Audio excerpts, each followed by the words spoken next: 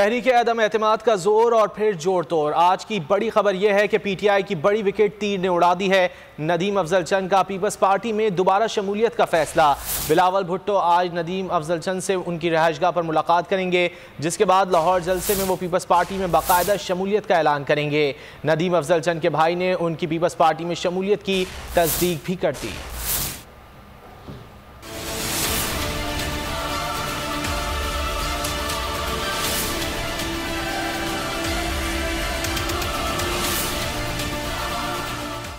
तीर ने पीटीआई की विकेट गिरा दी। वजीर आजम इमरान खान के साबिक तर्जुमान नदीम अफजल चंद एक बार फिर जाले बन गए। नदीम अफजल चंद के पीपल्स पार्टी से मामला तय पा गए।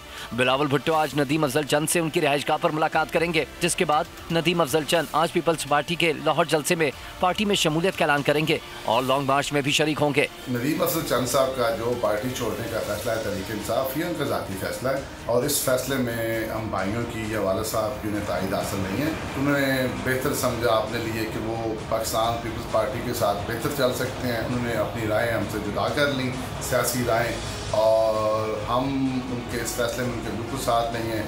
हमारे पास पाकिस्तान तहरीक इंसाफ का मैंडेट है। वसीम अफजल चंद ने भाई नदीम अफजल चंद की पीपल्स पार्टी में शमूलियत की तस्दीक कर दी। वसीम अफजल चंद का कहना था कि नदीम का पीटीआई छोड़ने का फैसला जाती है, भाइयों और वालिद साहब की उन्हें तायद हासिल नहीं। सब्सक्राइब करें और बेल दबाएं ताकि कोई खबर रह न जाए।